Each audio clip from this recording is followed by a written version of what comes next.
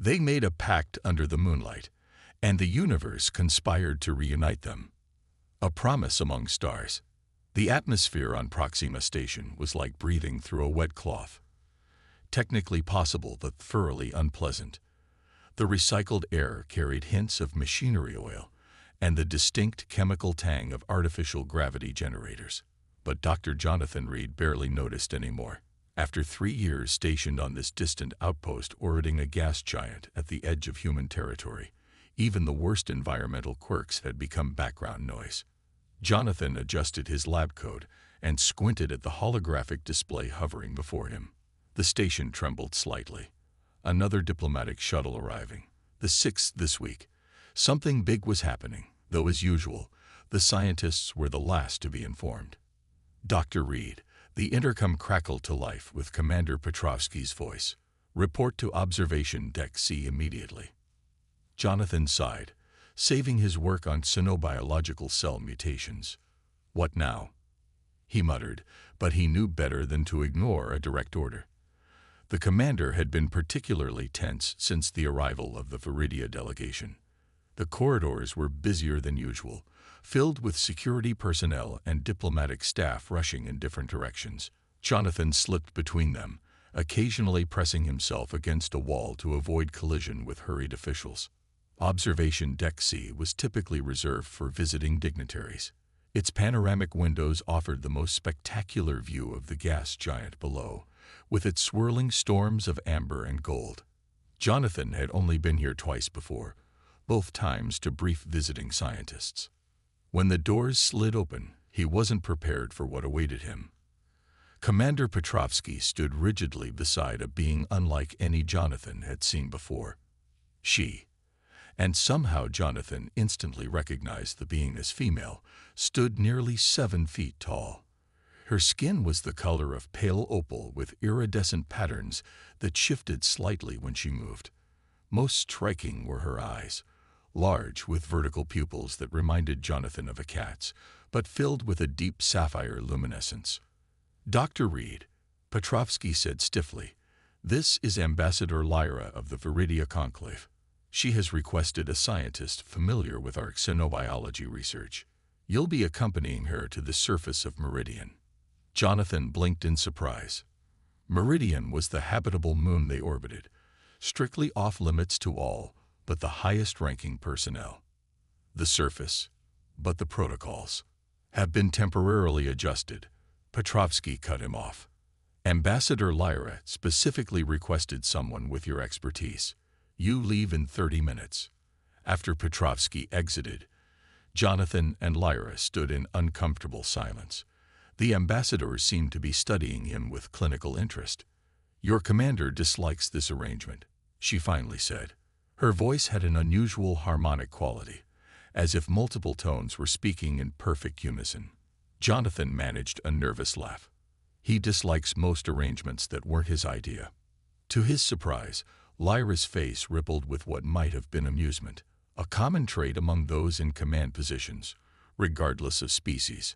The shuttle ride to Meridian's surface was tense. Jonathan clutched his sample kit, while Lyra gazed out the viewport, seemingly lost in thought. The pilot, a stern-faced woman who'd introduced herself only as Haley, focused on navigating the moon's turbulent upper atmosphere. Why me? Jonathan finally asked when the silence became unbearable. Lyra turned those luminous eyes toward him. Your research on adaptive cellular reconfiguration. It's relevant to our interests. My research. But that's preliminary at best. Theoretical applications off. Not theoretical to us. Lyra interrupted. Your work parallels discoveries our scientists made centuries ago, but you've approached it from an angle we hadn't considered. A shuttle landed in a clearing surrounded by strange, spiral-shaped vegetation that glowed faintly in the dim light of the distant sun. As they disembarked, Jonathan gasped at the landscape. Floating rock formations hovered above crystalline pools, and the horizon seemed to bend upward as if the laws of perspective had been reimagined. Welcome to Meridian, Lyra said, or as my people call it, Vadri, the crossroads.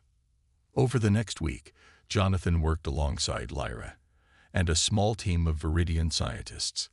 They were studying a phenomenon they called temporal resonance, a property of certain mineral formations that seemed to exist slightly out of phase with normal spacetime. During late nights analyzing data, Lyra revealed more about herself. Unlike most of her people, she had chosen diplomacy over science, believing that connection between species was the true path to understanding the universe. She spoke of her homeworld with both love and sadness, a place she rarely visited now due to her constant diplomatic missions. On their final night on Meridian, they sat together on a ridge overlooking a valley where bioluminescent creatures drifted through the air like living stars. "Your species is so young," Lyra said, "yet you see patterns we've missed for millennia." Jonathan smiled.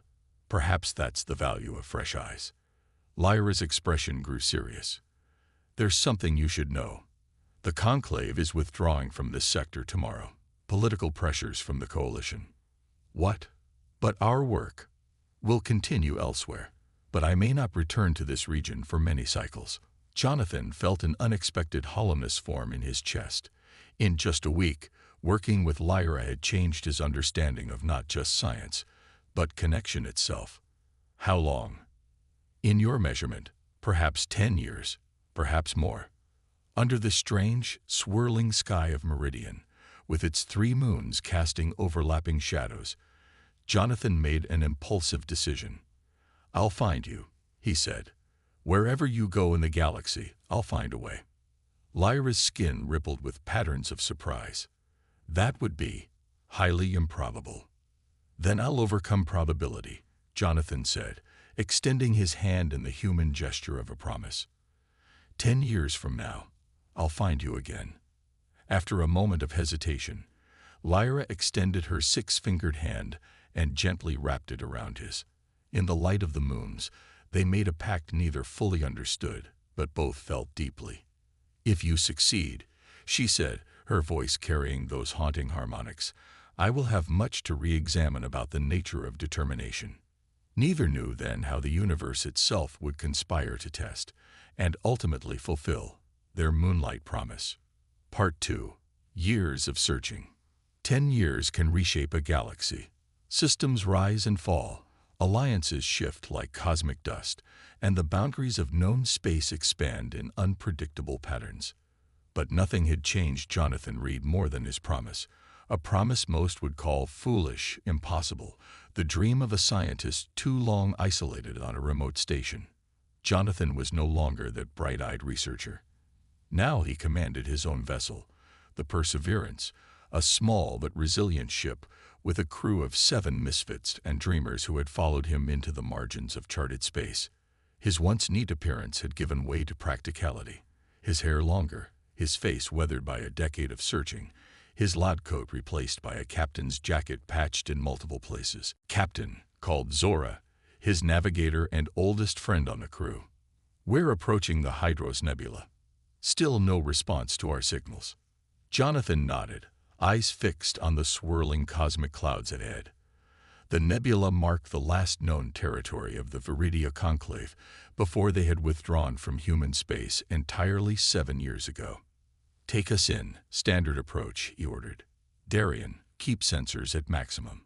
If there's the slightest signature matching Viridian technology, I want to know immediately."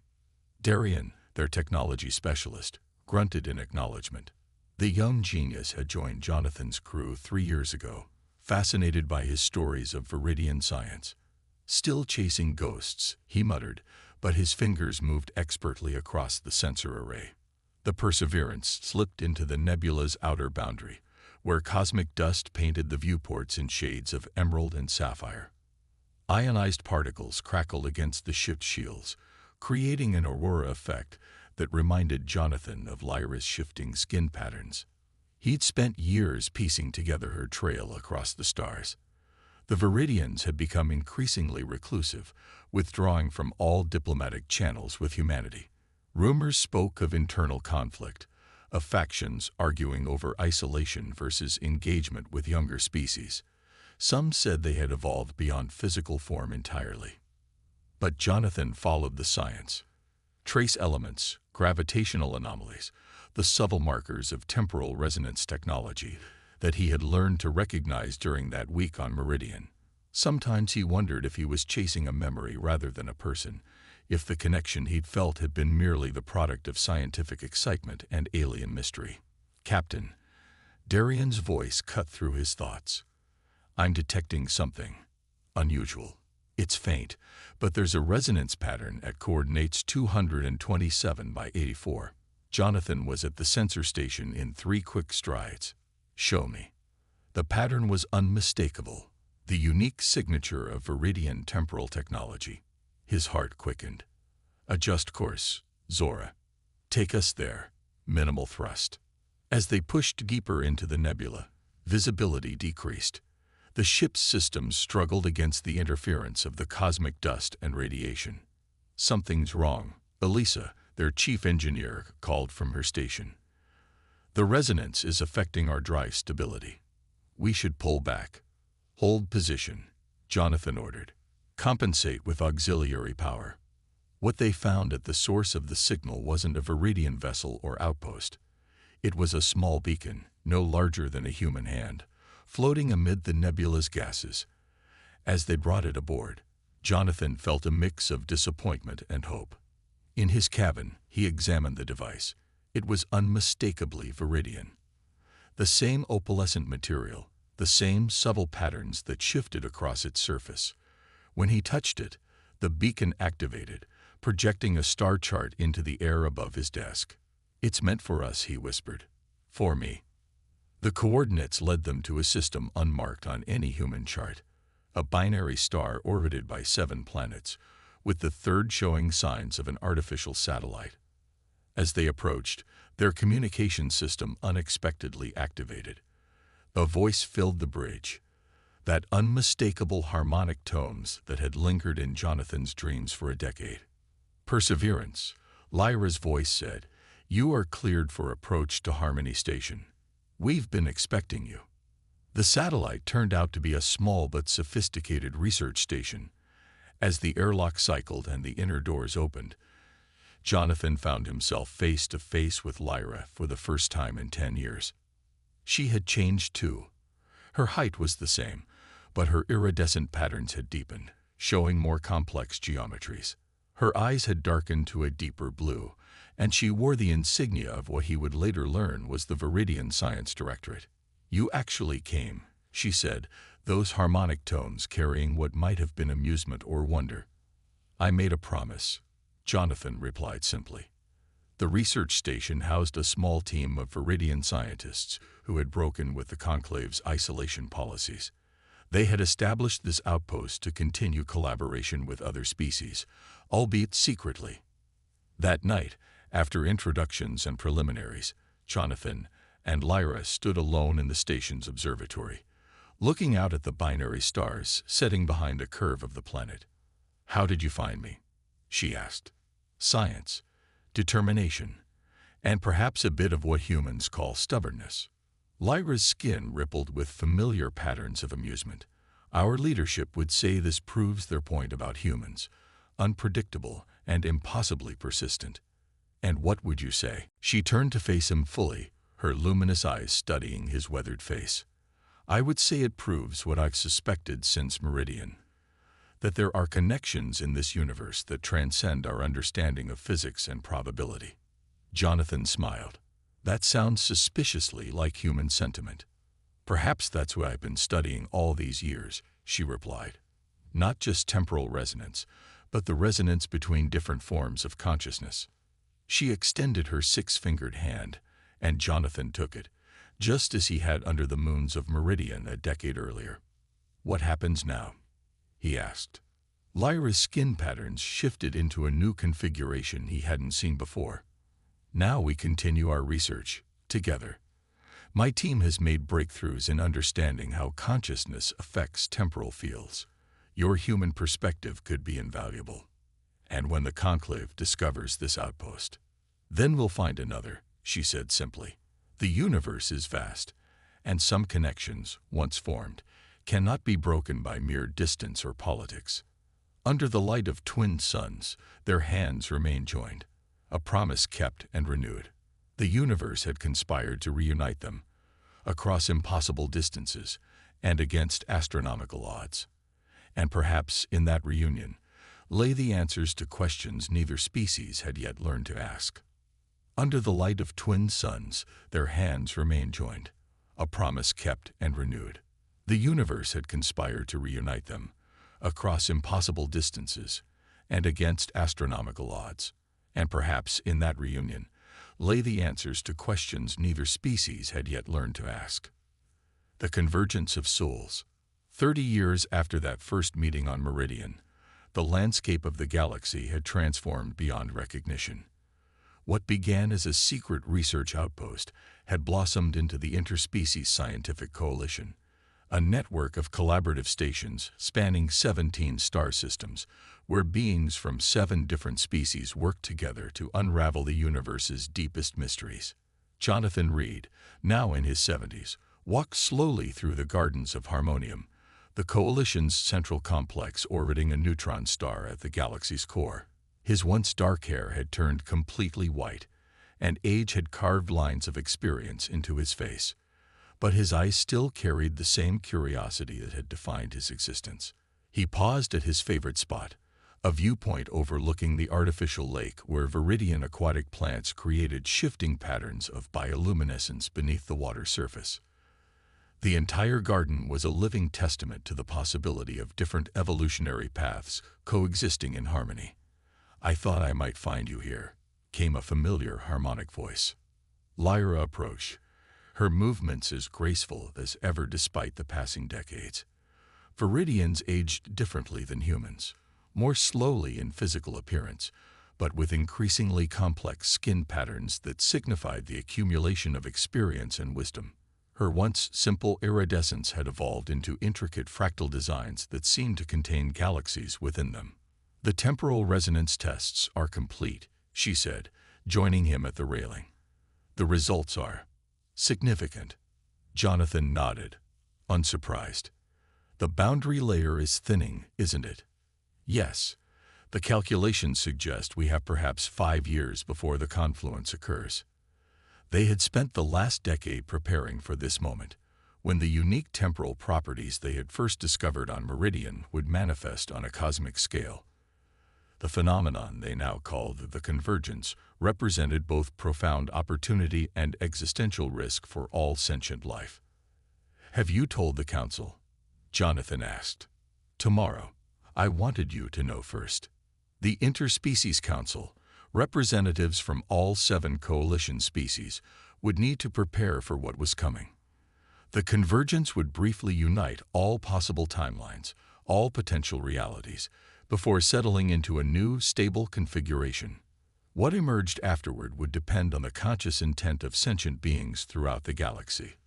"We need to accelerate the Consciousness Resonance Project," Jonathan said thoughtfully. "It's our best hope for guiding the outcome." Lyra's patterns rippled with agreement. "The prototype is ready. We only lack a primary consciousness anchor," he finished for her. Over 3 decades of collaboration, their minds had developed a synchronicity that transcended species barriers. Sometimes they communicated without words, through a form of empathic resonance that their research had enhanced and refined. "It would need to be someone with exceptional neural plasticity," Lyra continued, "and deep familiarity with both temporal mechanics and multiple species consciousness patterns." Jonathan turned to face her fully. "You're describing me." The convergence, when it came 5 years later, found a galaxy prepared. As timelines merged and reality itself became momentarily fluid, the consciousness resonance network provided stability and direction. Trillions of minds joined in a singular purpose, not merged or homogenized, but harmonized, like different instruments playing complementary parts in a cosmic symphony. Jonathan Reed did not live to see that day, at least, not in his original human form. The synchronization procedure had transformed him into something new, a consciousness that existed within the resonance field itself, able to move between minds and species, serving as a bridge between different forms of awareness. In the moments before the convergence peaked, he found Lyra standing alone in the gardens of Harmonium, gazing up at the distorted stars. "You felt it," she said as his presence manifested beside her. It wasn't a question. "I did," he replied, his voice now carrying harmonics of its own. "They're ready. All of them. Because of what we built together. Because of a promise kept." As reality shifted around them, timelines merging and separating like waves in a cosmic ocean, Jonathan and Lyra stood at the center of the storm, their connection serving as an anchor point for countless others. The universe had indeed conspired to reunite them, not once but continuously, across decades and light years.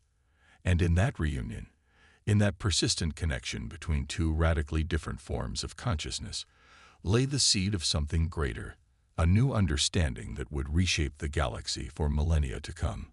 When the convergence passed and reality settled into its new configuration, the stories told throughout the 17 systems would speak of many things, of scientific breakthroughs and political struggles, of cooperation and sacrifice. But among the Viridians, a different story would be passed down through generations, becoming something between history and legend. They would tell of a human who made a promise beneath alien moons, who crossed the stars to keep it, and who ultimately transcended his own nature to help save a galaxy. They would tell of the connection between two beings that grew into a bridge between worlds. And in the resonance fields that now linked all sentient minds, sometimes, in quiet moments when the boundaries between consciousness grew thin, those with the right kind of awareness might perceive two presences moving together through the cosmic web of thought.